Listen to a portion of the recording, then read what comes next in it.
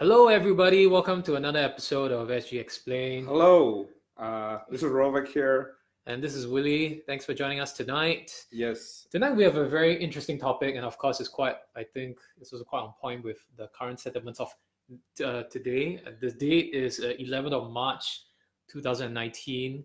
And we have some interesting situations going on in happening Singapore? around in Singapore right now. Yeah, I mean, And I we're think- not one to necessarily shy away from controversial topics, but I personally thought that this was a very sensitive topic that, as always in Singapore, we're told to navigate with some kind of precaution and Right. and some- Amongst other things as well, I think, but Yes. this is one aspect of something that I think it's very well guarded, as well as almost very sacred for us to discuss as well. yeah, And today's topic is, of course, about religion in Singapore and I would say the laws around religion. yeah. I mean, if you know anything about Singapore, the mantra is that we're multiracial, multicultural, but especially multi-religious. And what does it mean to be multi-religious? And especially if you've been listening to the past few episodes, a very unique country where it's super dense, super interconnected. There are so many different kinds of people, and so religion becomes a very tricky issue because you want to have everyone be able to practice their faith and be able to practice Yeah, of course. their own personal sense of self, but at the same time you want to make sure that you allow people to coexist and to interact. Of course, definitely. And of course, today our topic is about the maintenance of Religious Harmony Act in Singapore. Right. God, pretty much a mouthful, right? I think even in Singapore, it's quite known that every single thing that Singapore government puts is they actually put it into an acronym. Right. So the Maintenance of Religious Harmony Act, also known as MRHA. Yep. Well, That's not really a very good acronym, though. Yeah, I know. MRHA. Yeah, I know. It's kind of tough to navigate along the tongue. To be MRHA. fair, this acronym came out pretty long ago, right? This is a 1990 act, if I'm not wrong. I think about that period. Yeah. I mean, definitely it was approved in the 1990s. Right. And of course, it was enforced in the 1990s. Yeah. And created in the late 80s. Right. Yeah. But of course, today, what exactly is this situation that's happening in this date right now, which is 11th of March, is of course, over the weekend, we had one of a black metal band, a Swedish black metal band that was actually barred from performing over the weekend. And this caused quite a stir among the netizens as well as people on the ground about Right. what they view about whether we are really whether that control was really too much, or really was that a necessary step of actually barring this group as well. So maybe we can just jump in to actually elaborate more about what the situation is. Yeah. So these are the facts. First of all, the band called Watain was given the approval to perform in Singapore by the IMDA. The black metal, basically there was a concert organizer who really loved black metal and has been organizing black metal music in Singapore. If you don't know, do you know what black metal music is? Kinda. Okay, so there's this whole genre of music called heavy metal, and within heavy metal, there's a subgenre called black metal, which focuses on dark themes like death and pain. A lot. I mean, there's a whole philosophy around why such music is unique and special, and I encourage people to actually go and read about it instead of like just taking assumptions. But what happened was that this band in particular has a historical precedent of basically saying stuff that are anti-Christian, essentially very actively and very explicitly calling out Christians and saying stuff like death to Christians and like and certain violent acts as well. Yeah. So there has been precedent. What happened was IMDA said this band is allowed to play as long as it doesn't play any of the songs and doesn't do anything that basically contravenes any of our religious harmony norms. Right. But what happened was that when the religious community in Singapore found out, they basically rose up, they formed a petition, and they got around 15,000 signatures actually, saying look, regardless of what the regulations are, this Mhm. band has been known for breaking those rules anyway, right? They'll come, they'll perform, and they will play the songs anyway, because Okay. who's actually going to stop them once they start playing it, right? Mhm. So they signed a petition, they sent it up to These are the essentially the sentiments of what people think they might do in yes, Singapore, right? yes. Okay, So not that they have done it or no, in Singapore. absolutely. This was basically prospectively questioning this, and then what happened was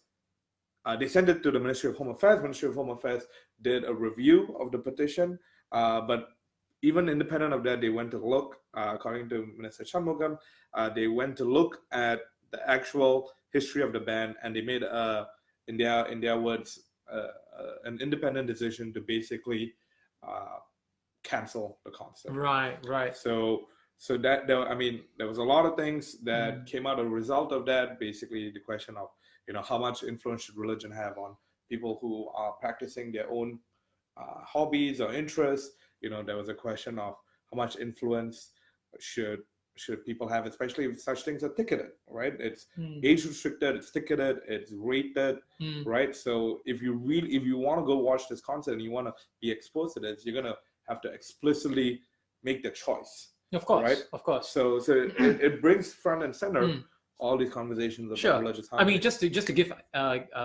everyone who's watching today about what exactly was reported in the news right on the 9th of March of 2019. This is like 2 days ago from where we are today. Yep. Right?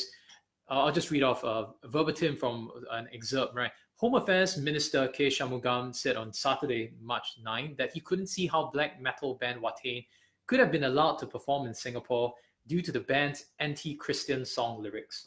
And to quote him is, "I saw the lyrics. It's 4-letter words on Jesus Christ, on Christianity, on religion, abusing the cross, everything that is so far out. I can't see how we could have agreed to it," said Mr. Shanmugam.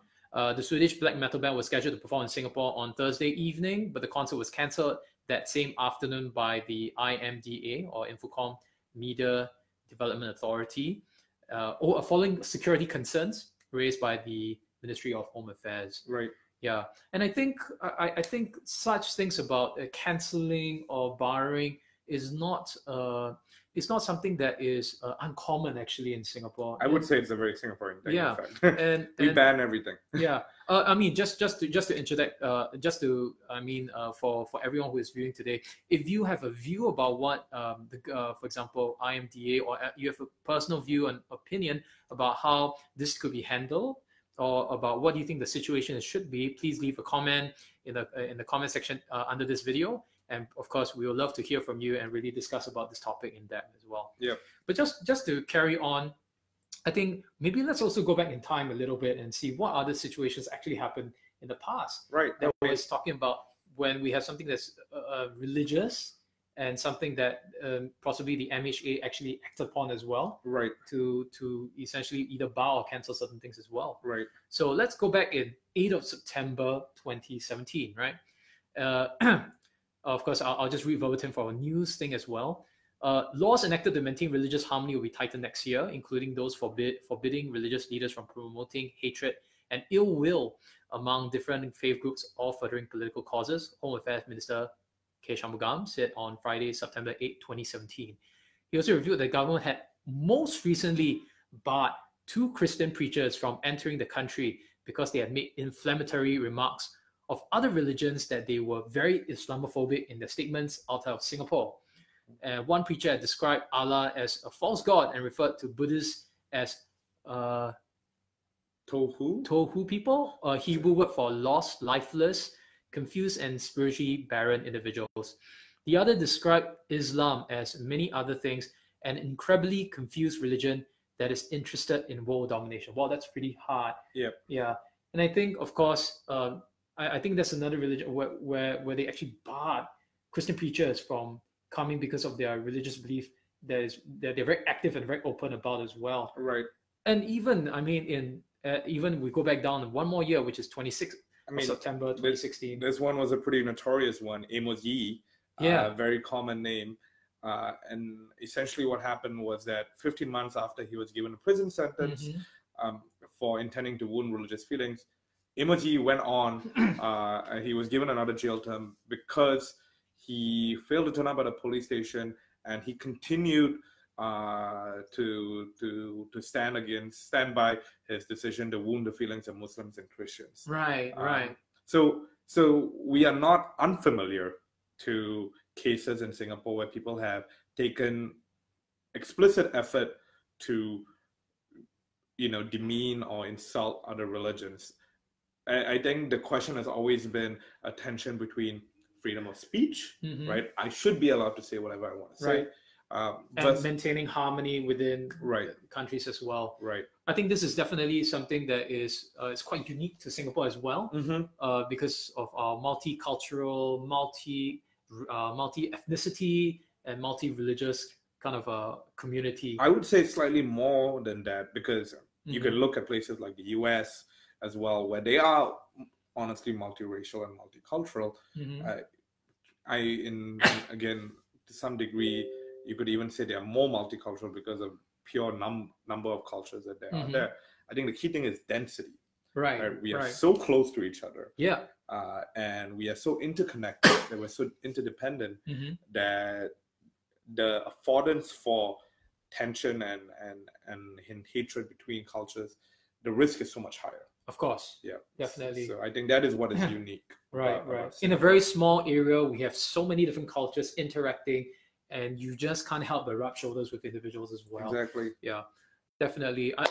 And I think that's why I think the government actually, this is such a interesting act that was actually enacted just I think it's quite unique in Singapore, and there is no outright kind of acts in at least from the other different countries I actually look at. There are no acts that explicitly call out maintenance of religious harmony, as far as I know, but there are acts that prevent or put a curb to free speech to the extent that it causes harm.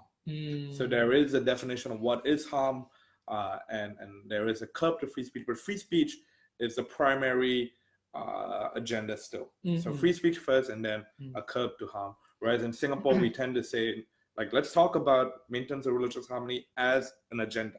Right. Let's put this out there as something that we want to present. Yeah. So because all of these incidents revolve around the Religious Harmony Act, I think it would be good to actually understand what this Religious Harmony Bill or Act was actually created, and what were the reasons and purpose of what this act is supposed to do. Right. So maybe today what we're going to cover for you is we're just going to give you an understanding about how MRHA was enacted, its purpose, its history, of course, some the vulnerabilities of Singapore against and its religious climate, as well as the potential abuses that people have cited when the MRHA was actually first enacted as well. Yeah. So maybe I think let's just jump in to what MRHA exactly is. So let's just begin. So the Maintenance of Religious Harmony Bill was passed by Parliament in November 1990 with the aim of maintaining religious harmony and ensuring that religion is not exploited for any political or subversive purposes in Singapore. So really, there's quite a position which is not for the exploitation of political or subservice purposes in Singapore. Very, very, very subversive purposes, right? So the Act also provides for the establishment of the Presidential Council for Religious Harmony. Later, we will touch about that, how this entire thing called the Presidential Council is used. Yeah, this is all very Singaporean, right? We have a Presidential Council for this, and maintenance of religious harmony bill for that. These are not unfamiliar terms to a lot of us. But the Presidential Council for Religious Harmony is actually alongside the Presidential Council for Minority Rights. That's right. Right. That's so like that's what I was saying. Another whole topic by itself. Yeah. but the Council for Religious Harmony comprises a chairman and between 6 and 15. So between 6 to 15 other members appointed by the president. And the Council of Religious Harmony is appointed on the advice of the Council of Minority Rights. Right. So many councils, many appointments. Of course. Very Singapore. And this Presidential Council actually is supposed to also find out whether the findings from Parliament actually is correct as well. Right. And to see whether it feels like a check and balance kind of a situation. Mm-hmm. And of course, this council by the president is actually fielded by two-thirds of the council actually fielded by representatives of major religions in Singapore. Yep. Not stated what is a major religion in Singapore, but essentially two-thirds of them is actually chaired by, or rather represented by religious organizations or religious chairs. Yeah, I mean, I would just a gander, but I would define major religion as any religion that has a significant number of followers in Singapore, or rather a percentage, like significant percentage. In Singapore, of course, right? Which is something else I thought was interesting. If you do check out the proportion of religions in Singapore, it's actually, the split is actually very interesting because yes, the largest is the Buddhist and Taoist population, but you know, the Muslim Christian population is actually not too far apart, and the non-religious population is also quite equivalent, right? So I think we tend to forget that the non-religious part of Singapore is actually almost the same proportion as the Christian population in Singapore. Right. So it's a very important comparison. I think it's important because we tend to assume that it's a small minority of people who are non-religious in Singapore, but it's actually, I would consider, a significant part of our population. Definitely. So essentially, I mean, this act has two components, right? One is the parliament that we'll be talking about, or rather the ministries that we're talking about what is an act that has been violated, for example, and then of course under the president to verify that this act was truly violated, and then of course being counseled by quite a number of members to act upon as well. So this particular council, right, has two main functions. Firstly, and more generally, it's an advisory body to the Minister of Home Affairs on matters relating to maintenance of religious harmony in Singapore. Yep. Okay, so they actually, from time to time, actually advise. And secondly, more specifically, it advises the minister as to whether restraining orders should be issued, confirmed, or cancelled, and the president as to whether such orders should be confirmed or cancelled. So they're actually advising both the minister as well as the president. Yep. So definitely not something that is done by an individual, but actually council over a group of people. Yeah. Yeah. I mean, at the end of the day, what's happening is that they are monitoring any kind of religious disharmony and being able to be moral arbitrators, right? It's a very interesting thing to have responsibility over, because you're not just advising on, you know, whether something is harmful or not, but also whether it is morally in the best interest of society, right? Which is, you know, so ambiguous. Right. Yeah. Right. Yeah. And to continue, I mean, now we know roughly what this, how it's formed, when is it formed. I mean, but what really was why form this MRHA in the first place, right?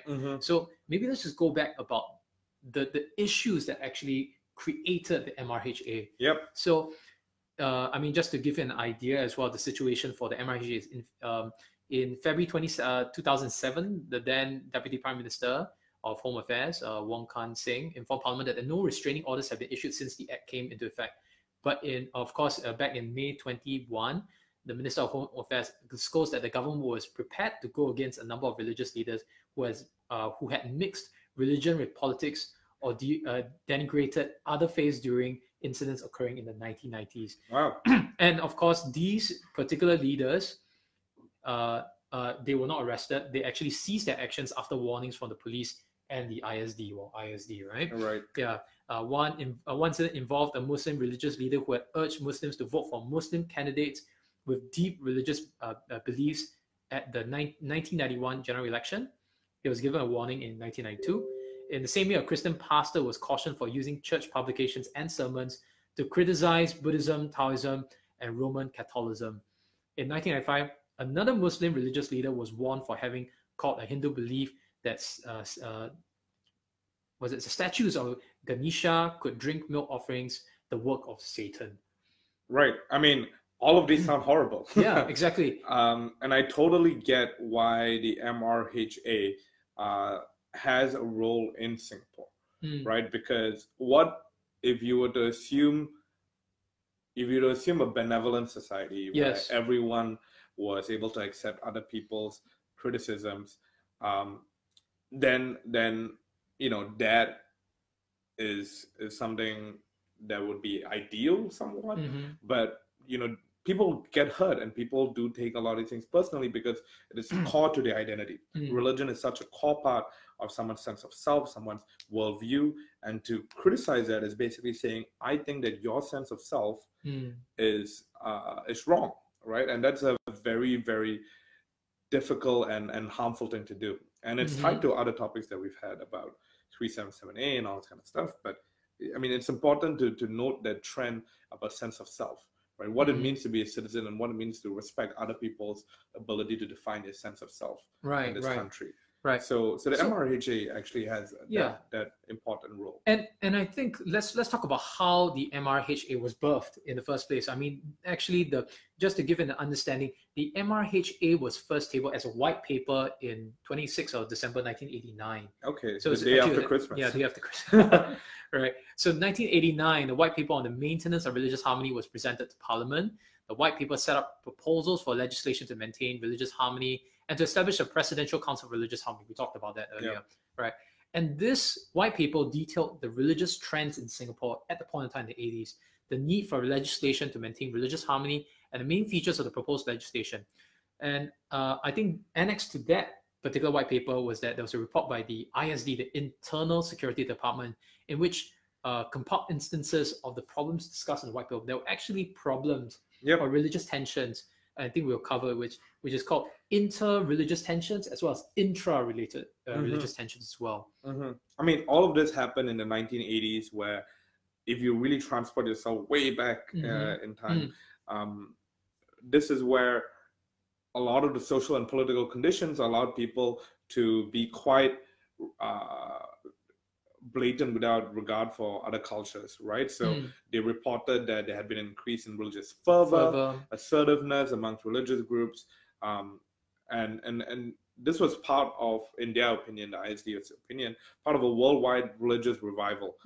So it wasn't just something that was happening in Singapore, but globally, people were getting more religious, and this, as you mentioned, caused inter-religious tensions and also intra-religious tensions, because as fervor increases, then people start taking positions on things, right? And there were also key incidents that had taken place that suggested that religious groups and leaders were entering politics. So, I mean, for everyone who is viewing it today, I think what's the difference between the inter-religious and intra-religious? Right. So, inter-religious is between different religions. Right? So, Christianity versus Islam versus Buddhism. Right. And intra-religion could be, for example, different sects.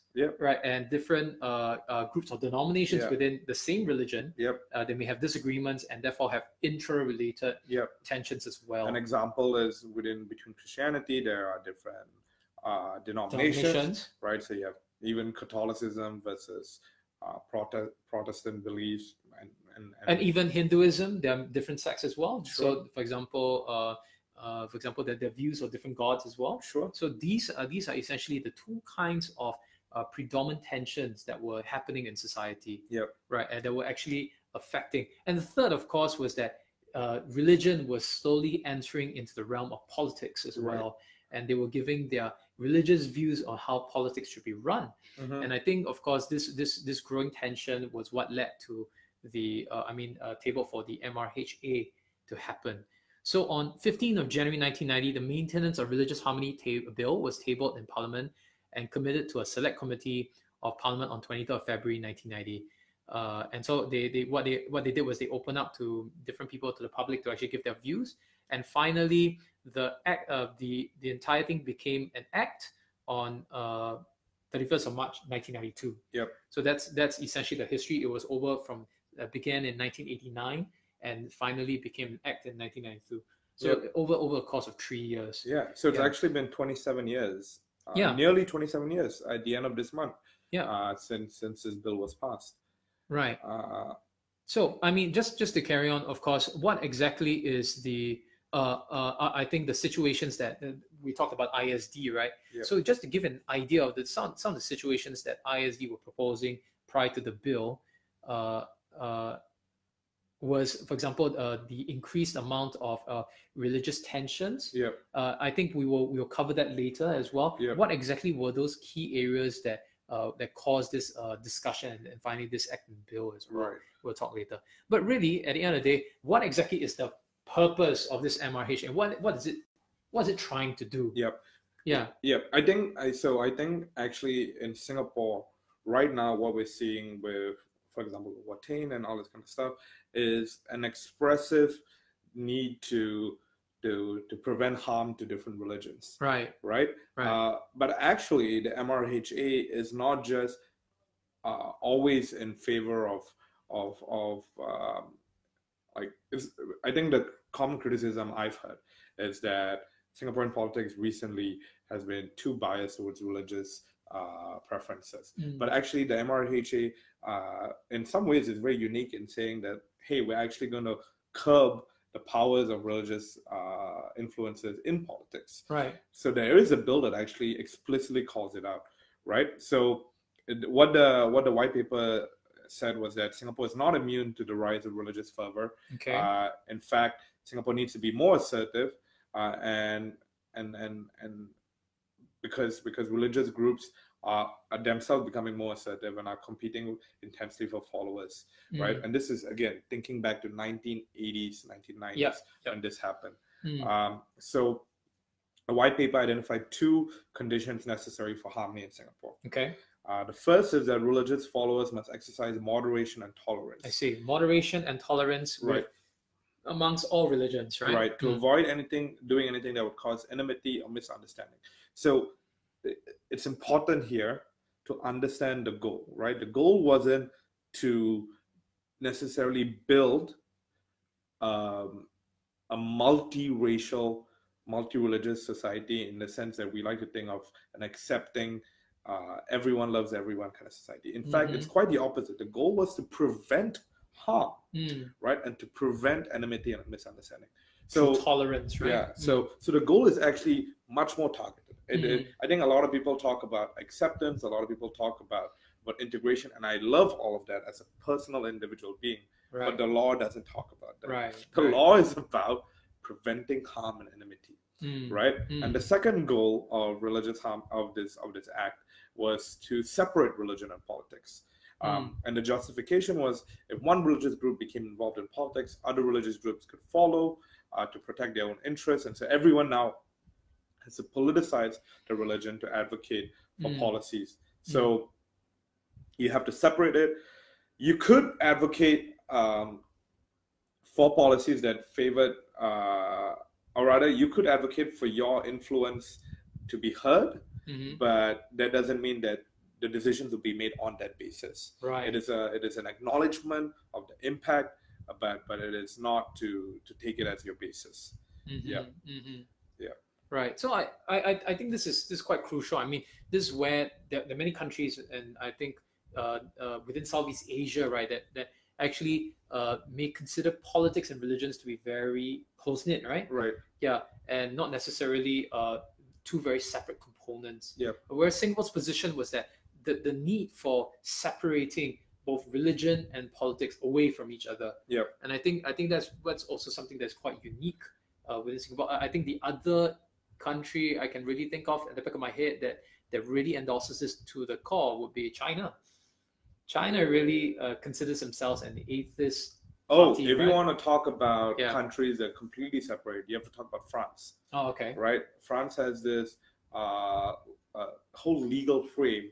I'm not pronouncing it right, and if you do know how to pronounce it right, please correct me.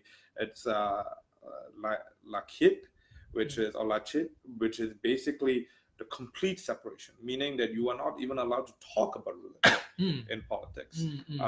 And that is why it is very famous about their burqa ban and all of this kind of stuff. Right. It is really because it is taken to the very, very literal separation of politics and religion. Right. So if you want to look at a very core example, I would say France is definitely one. I see. Look at. Yeah. I see.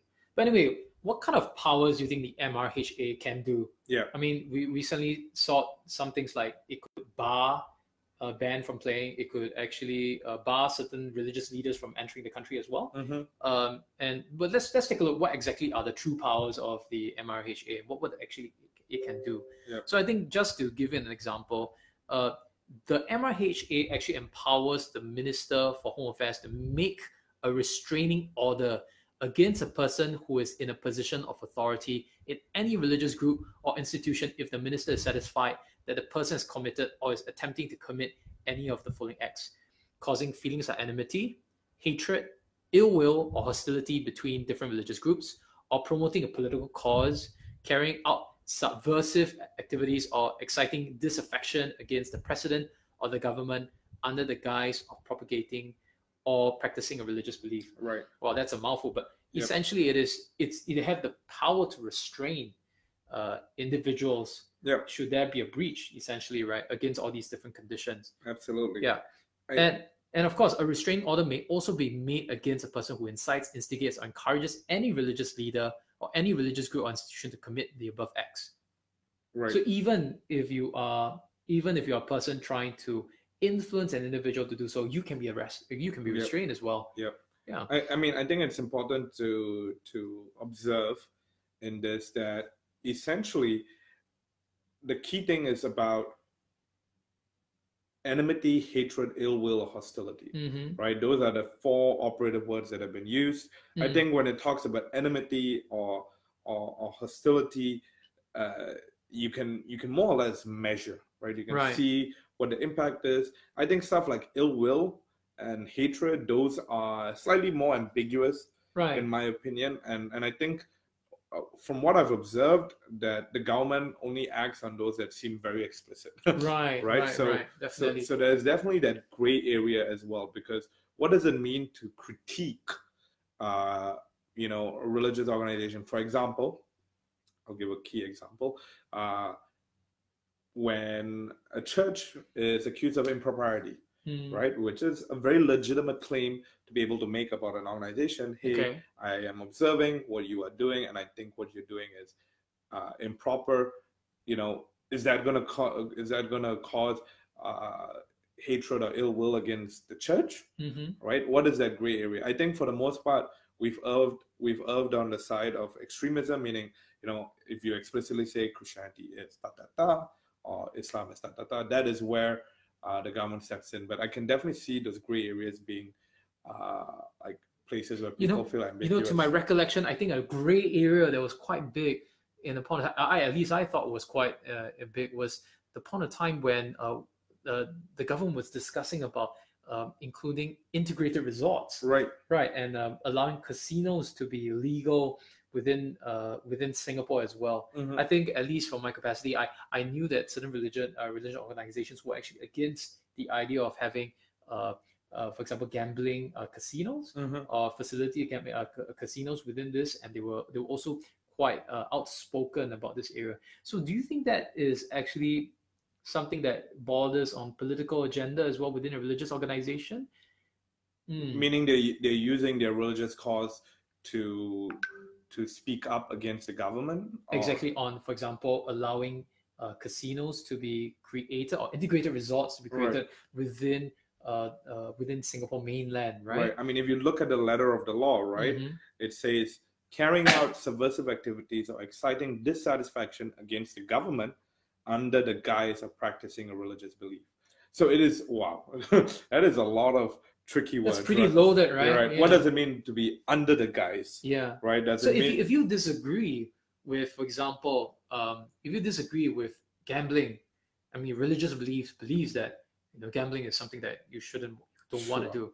Would that be counter, for example, to the government narrative of, for example, economic narrative as well? Right. Yeah. So I guess these. And I'm very happy that you brought it up, because these are one of the concerns that later we'll cover about how the MRHA were actually had certain ambiguities that were a large concern to a lot of people within the public. Right. But what were the true powers that the MRHA actually has? But before we go into that as well, maybe we can better define what exactly is a prohibited act. Sure. Right. Okay. So essentially, let's just cover, right? There actually, I think 1, 2, 3, I think 4 areas.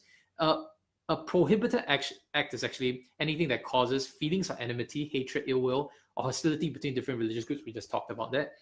Carrying out activities to promote a political cause or a cause of any political party while or under the guise of propagating or practicing any religious belief. Right.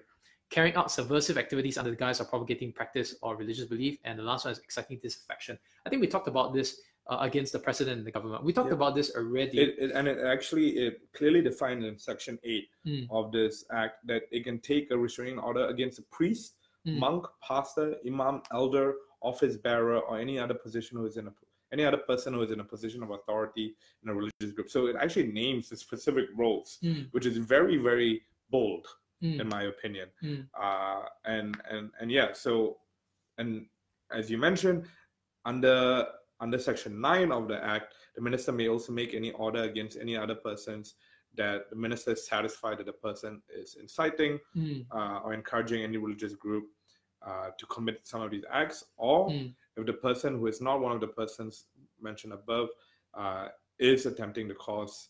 So basically, the key thing is, regardless of who you are, whether you are a religious leader, a non-religious leader, or just a random person who could be, untitled and unnamed, as long as you create those effects, you are liable for action. Of course, yeah, definitely. Yeah. I think therein lies that we talked about this ambiguity of what exactly are these things, like, for example, ill intention, or for example, we talk about enmity or hatred, causing feelings of hatred. Right. I think these are the areas that really is, I think, kind of difficult to ascertain specifically, and I think sometimes also creates some kind of controversy as well regarding the interpretation of that particular act or law. Yeah, but let's talk about the nature and effects of the restraining order and what actually it does in the first place. So the restraining order, what it has power is essentially to restrain anyone that falls within this criteria from addressing orally or in writing any congregation, parish, or group of worshippers or members of any religious group or institution on any subject, topic, or theme as may be specified in the order without prior permission of the minister, which means that if it talks about the fact that you're addressing something very political or something of an opinion about another religion, you can be restrained in that area. You can also be restrained from printing, publishing, editing, distributing, or in any way assisting or contributing to any publication produced by any religious group without the prior permission of the minister. You can also be restrained from holding office in an editorial board or a committee of a publication or any religious group without the prior permission of the minister. So essentially, it is a communication. You can restrain on communication-related devices or mediums. From the restraint. So I think essentially it's just to prevent people from continuing the discussion, or to prevent them from speaking thereof, or something that may create those feelings of animosity, hurt, or ill intention. And if you breach those restraining orders, you can be liable for criminal sanctions. Wow. Okay. So it could result in prosecution, with if convicted, a maximum fine of $10,000 or imprisonment for up to 2 years, or both, right? And you can be liable for subsequent offenses, including an upward penalty of $20,000 and imprisonment of up to 3 years, or both. So essentially, this act actually has the ability to imprison somebody as well if convicted. And you are stepped with a fine at the same time. And if you flagrantly commit it again, you will be slapped with twice the amount, 20,000, and even almost 2 times the penalty of going to jail, as well as 2 to 3 years. 2 to 3 years again. I mean, I have 2 questions and thoughts. The first is basically, and I want to hear your views, but I also want to hear if the audience has a view. Please let us know your thoughts. But so the first question I had, right, is what happens when the religion in question or the religious group in question tries to advocate within politics for causes that are endemic to what it is. For example, as you mentioned, gambling. I think the question of LGBT rights. Right. If they were to advocate and to campaign, right? I mean, you could see the white, what's it called, the white shirt movement. Right. Those are, in some sense, I would call a political act, right? And they are using their religious beliefs to basically enact a political motion, in my opinion. Right, right. What is the interpretation, or what is the treatment of that? And my second question is basically, in all of this, what about how do we carve out the space for people who don't have a religion, right? Because if there's an act to protect the interests of religious groups, basically saying your feelings can't be hurt, or rather not your feelings, but the basis of religion can't be hurt. What is the way that we can ensure that people who are non-religious are also able to maintain their space? Meaning, if they were to so choose to have a space where they, again, gambling is one example that is morally ambiguous. How do you give them that space? Right. And I mean, I'm not expecting an answer from you, Willie, but I think those are questions that come out from this. Of course. Right. And I think those are important questions that we tend to take for granted, that this act is a solution for everything when it's. And as much as this is trying to curb the, to make sure that religious harmony is being maintained, but there's also other parallel kinds of acts as well. For example, the Freedom of Religion Act as well, right? To ensure that people can profess their faith, people can also believe in anything they want to, and also to ensure that they can discuss about their faith as well. And I think sometimes there's also contention as to whether the MRHA actually goes counterintuitive or directly contradicts the Freedom of Religion Act as well, which also is discussed as well. Yeah. What does it mean to be free to practice your religion, right? Precisely. If you have a curb on it. Yeah.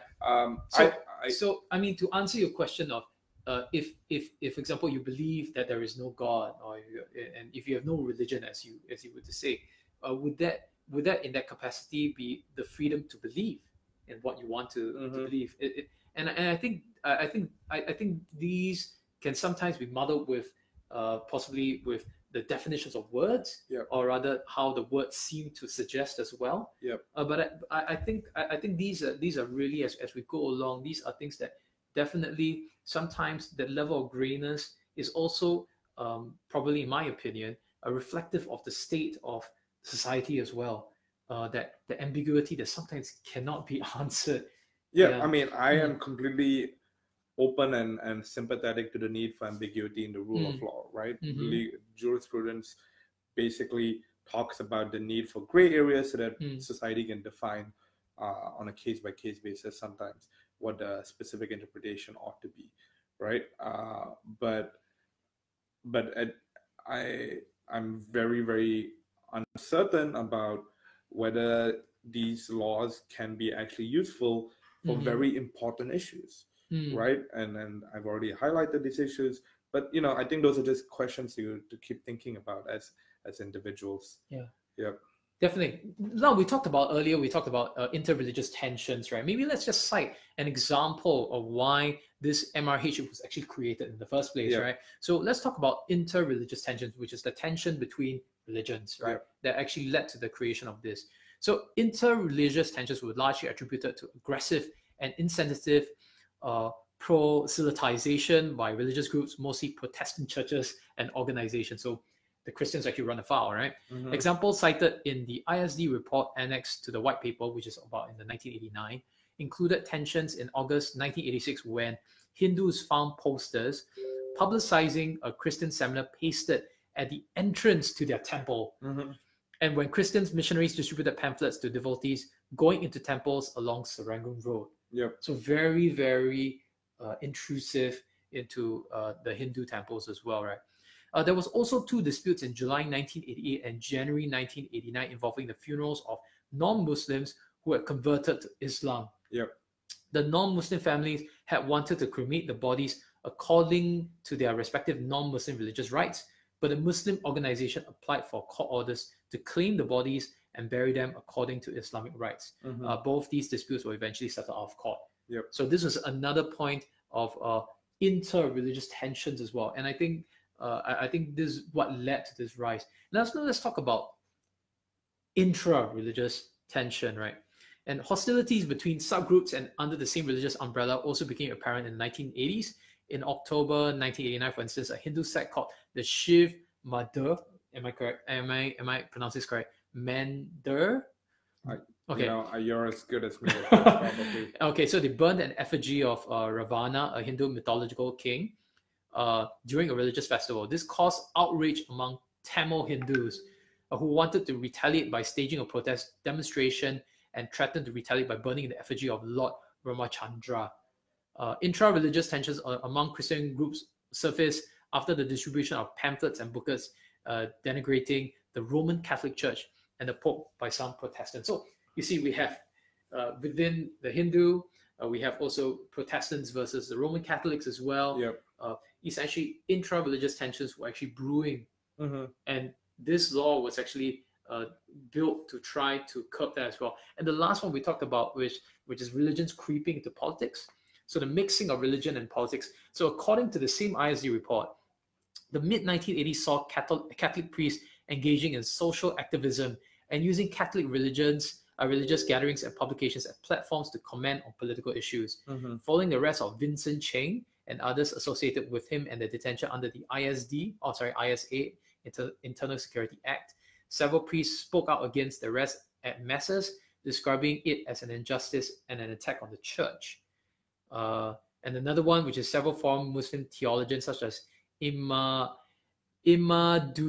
Abdul Rahim, Ahmed Hussein Didat, and Mat Samad bin Muhammad were banned from entering Singapore after they delivered lectures or speeches inciting the Muslim community in Singapore against the government.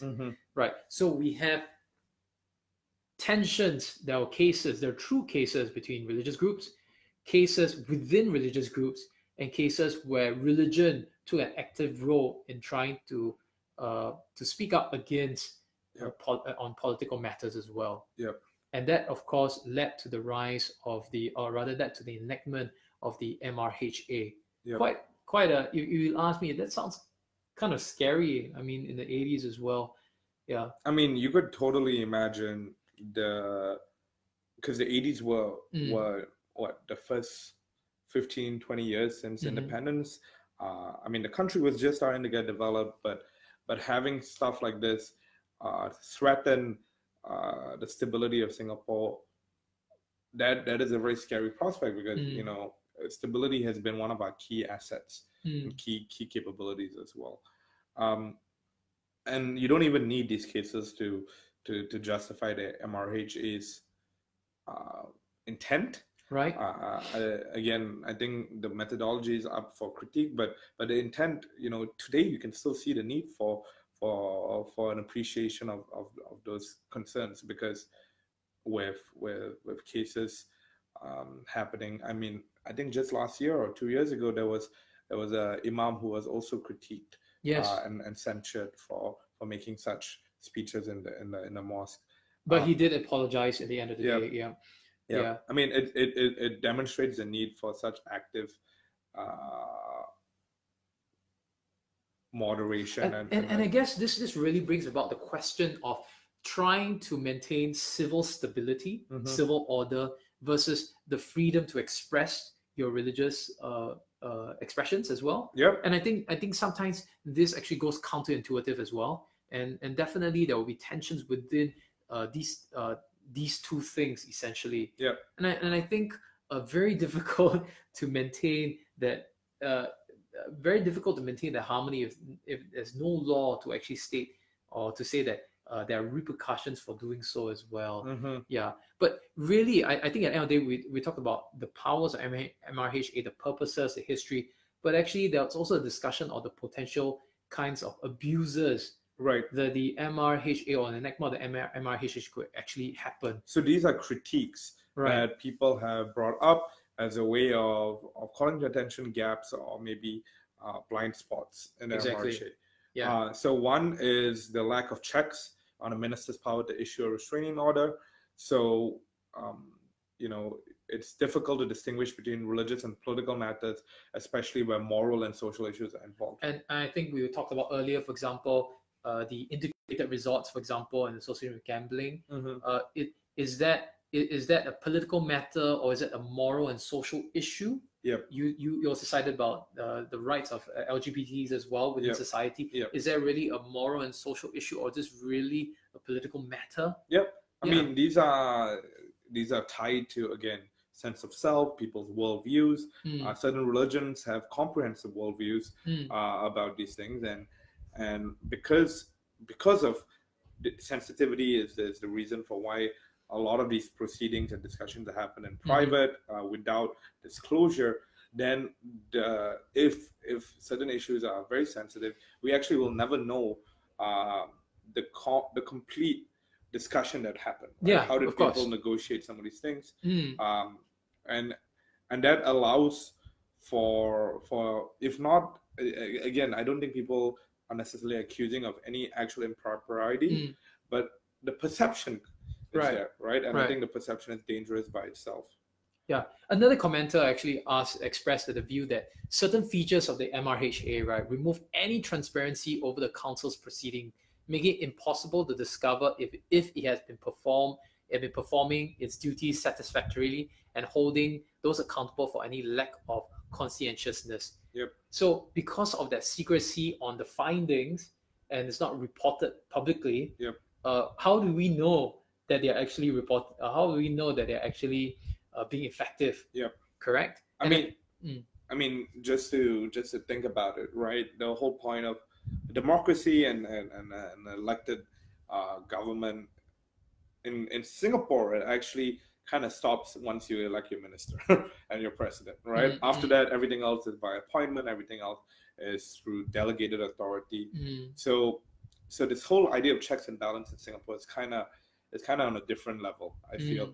I think in certain places we're very used to the idea of open democracy where everyone is able to hold everyone accountable. In Singapore, because of the sensitivities, because of all of this stuff, I think what's happened is that, especially for issues around religious harmony, those are said, we're going to keep it private. We don't want to incite violence through discussing violence, you know.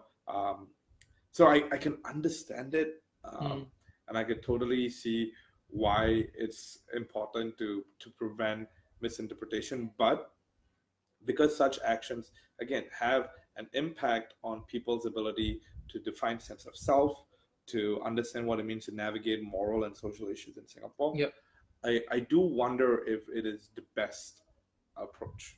Right. Yeah. Right. And of course, there's another area where I think it was a point of contention was the fact of, we talked earlier, which is that the definitions, for example, of the phrases in question, for example, feelings like enmity, hatred, ill will, or hostility, right? They were drafted in a very subjective manner, and suggesting that if any person felt offended, this will be sufficient ground upon which a restraining order might be issued to them. Yep. So, and I suppose it was suggested that this clause should be phrased to suggest that the objective view of a reasonable person will be a standard adoption. But this is still roughly kind of subjective. Like, if I feel offended, does that mean you're in the wrong? Yeah, and I suppose that this law then act upon the fact of my feeling of being insulted against, for example, or how I feel towards you and your actions. And that grayness is something also that was also brought up as potential points of contention with the MRHA. Yeah. But you know what? Just to side of you, after doing this research about the MRHA, one very interesting point to know is this. I couldn't find a piece where the MRHA was actually enforced. Yeah, there was. I don't know of any acts in which somebody was actually fined or jailed because of the MRHA. I mean, people have been censured, right? They have been warned. Yeah. They stopped, or they've been prevented from entering the country. Yep. But to be fined with a $10,000 fine, as well as to for example, for example, to be jailed for 2 years. As far as I can see, I don't believe I've seen any news regarding this. But essentially, there was actually other parallel laws that actually would that has been in action and enforced to actually address issues regarding religious wounding the feelings of religion. Okay. Like, for example, let's talk about the case of say in August 2010, right? It was reported that a man had been jailed for 2 weeks for contravening Section 298A, which is the Penal Code, Section 298A, which is not the MRHA, for injuring the religious feelings of Muslims by leaving cards on the windscreens of cars he believed belonged to Muslims, which were parked in the car park of condominium. And of course, the cards bore information about the Prophet Muhammad, which was said to be calculated to insult Muslims. What is Section 298A? Great that you asked, right? So I need to pull out the section, but essentially it is anything that was that would insult or actually hurt the religious feelings of other people as well. Okay. Yeah. And so it sounds similar to the MRHA. Exactly. Yeah. Okay. So the MRHA, I think, was more on the realms between religions. Right. Yeah, as well as within religions. But if we say that, how does it affect, for example, out of the perspective of religion, then it'd be a different mechanism altogether as well. Right. Section 298A is about it is a law that prevents promoting enmity between different groups on grounds of religion or race and doing acts prejudicial to maintenance of harmony. Right.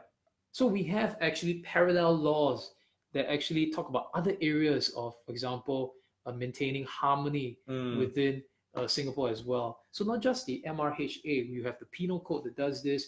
That's a very weird. I agree with the use of the law for this. Right.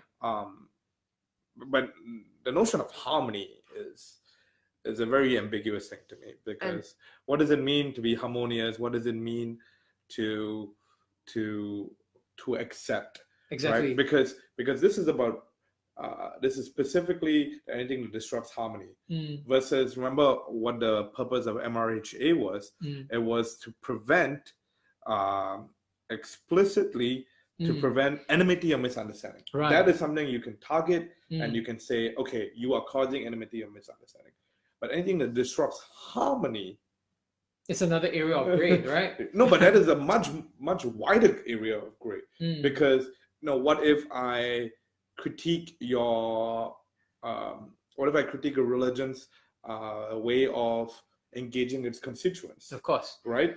I'm not criticizing necessarily your basis of faith, right? But I am disrupting harmony, right? And again, I think it's important to call that out.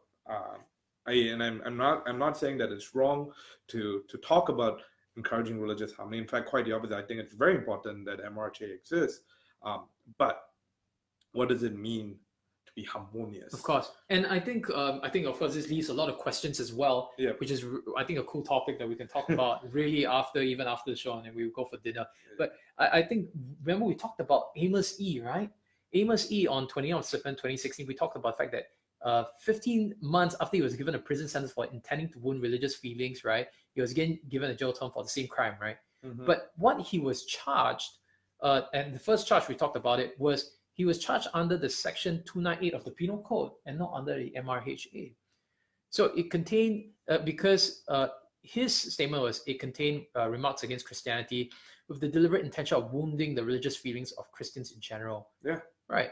And I think that we also have complementary, or rather parallel laws that that actually addresses these things about wounding. And of course, you correctly identified what exactly is harmony that we're talking about. Yeah. What is the accepted view of harmony within society, or at least in Singapore? And I think that question becomes more relevant as politics becomes, in Singapore especially, right? Once you achieve a certain level of economic prosperity, once you achieve a certain level of sustainability, then the question of how do we live? How do we act as people? How do we choose our civil liberties? How do we choose our freedoms? How do we choose our moral positions on things? Those become important political conversations, and they should be. But then if those are moderated to the point where people aren't able to express their sense of self, then you have these gaps and these areas where people don't really know how to navigate. So I think we are both on the side of preventing enmity, preventing hostility. So that is the boundary of where we want religious harmony to stay out of. But what about everything in between? What about navigating difficult moral questions, not just between religious groups, but as a society that acknowledges that there are more than 17% that are non-religious who have moral positions, not because, and I think the assumption is non-religious people don't have moral positions. In fact, they do, right? They have maybe philosophical positions, the ethical positions that are taken from worldviews that are non-religious, right? So I think it's very important to talk about all of this, because the Watain thing to me was a lot less about just the black metal band, and a lot more about how do we decide what is right and wrong in our society.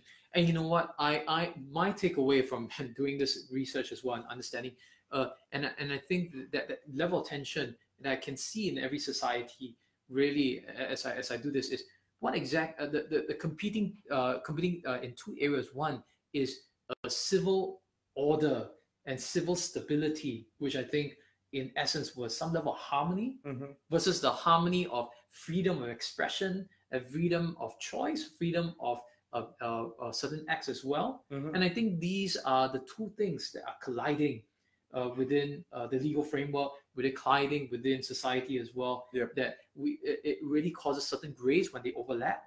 And what exactly do our preferences? Do we prefer the importance of freedom of expression, or do we then say that stability is something that's truly sacred? And I think this is really depending on the individual as well, and also the communities that fall behind it. Yeah, and I think that's really what we have for today. Yeah, I think we are leaving a lot of the questions to you, the listener. If you do, we do want to hear your opinions. We always get excited by people who comment on our shows. So definitely send us in your messages, and if you do like the episode, share it. Review us on Spotify or on Apple Podcasts or any other podcast platform that you're listening to this on. And look forward to our next episode, where we will be definitely promised to bring you more controversial or exciting topics every time we are in Singapore, right? Yeah. All right. So guys, thank you very much, and see you guys next time. Good night.